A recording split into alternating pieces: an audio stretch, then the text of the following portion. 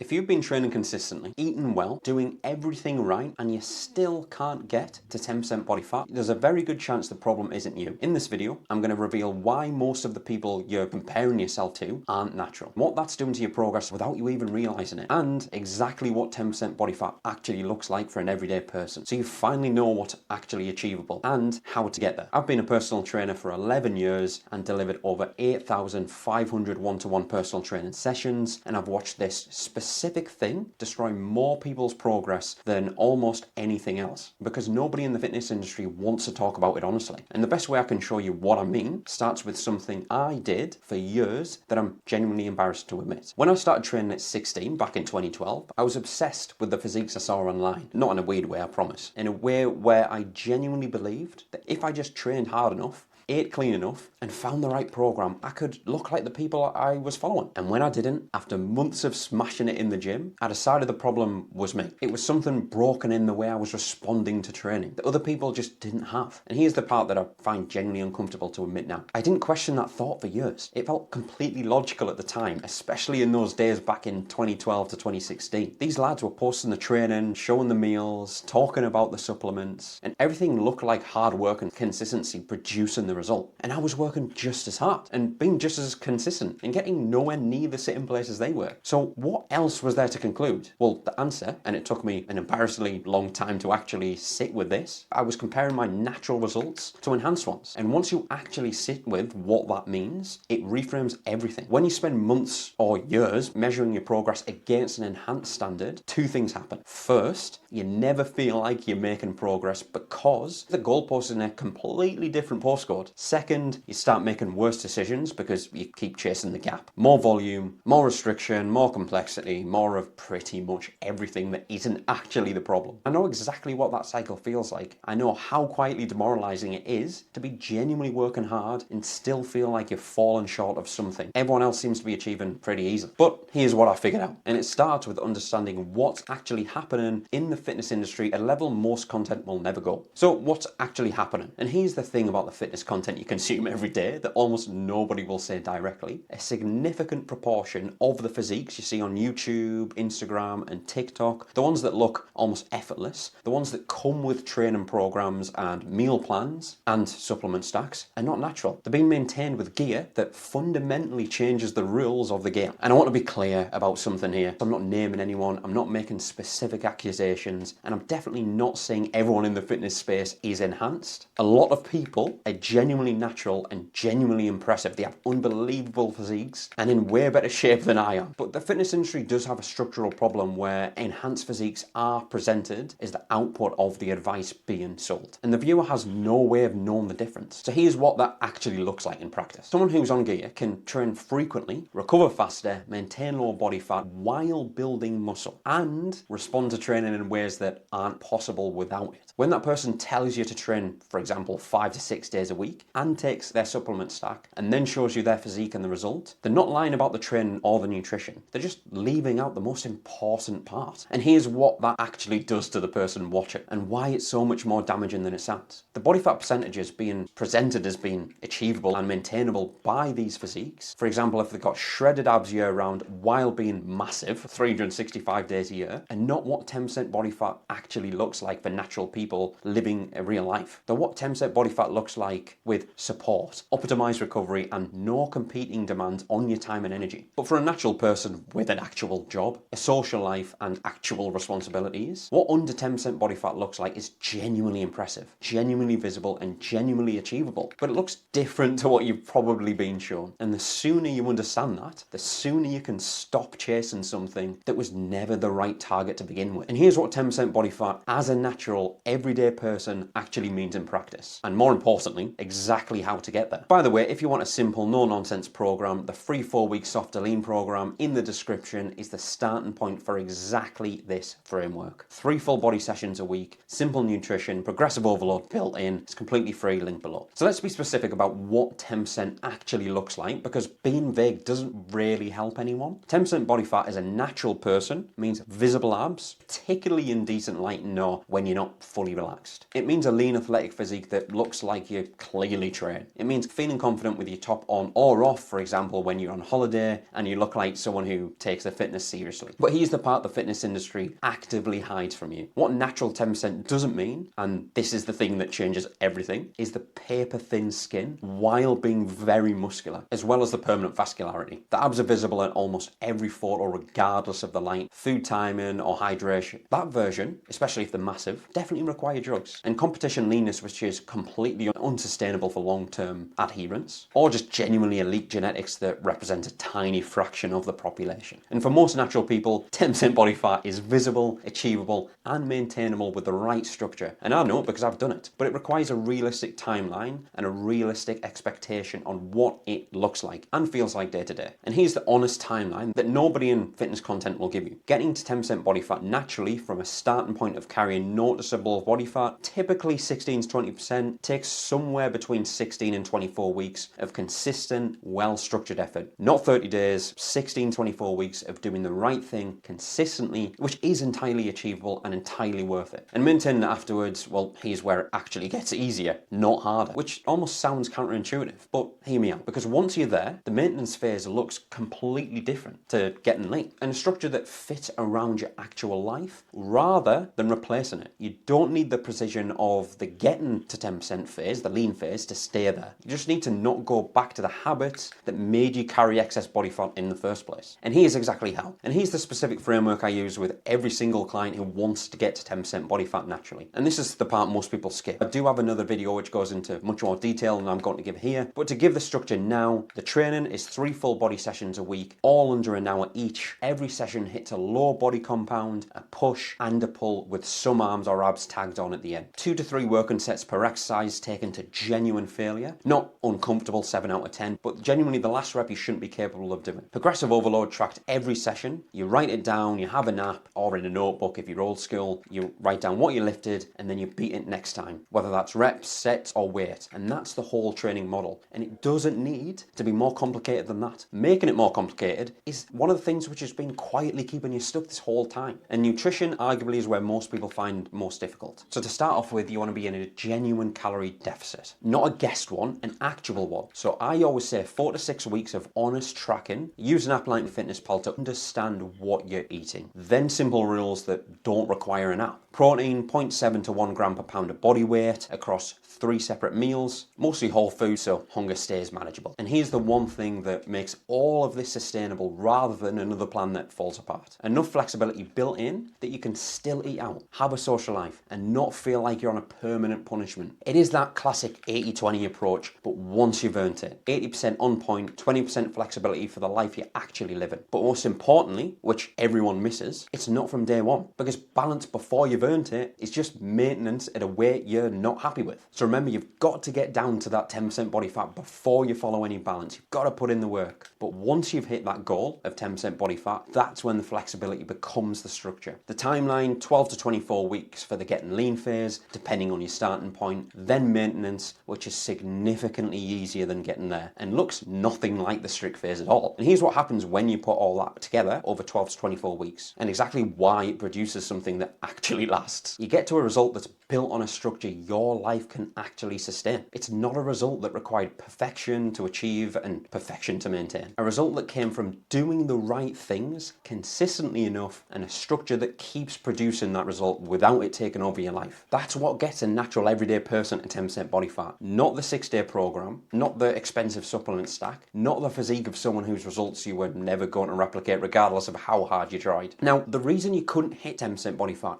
wasn't your genetics, your effort, or your consistency. It was that you were measuring yourself against people operating under completely different physiological conditions to you. And that's not your fault. But now you know what you're actually working toward, and now you have that framework to get there. But here's what most people still get stuck on, even once they understand all of this. And it's not the training, and it's not the comparison problem. It's one specific thing happening with the nutrition that keeps most people out of the deficit they think they're in. They're eating well, being sensible, doing everything right, and the fat just still isn't moving. I've got a video which covers exactly what it is and how to get over it somewhere over here. So watch that next.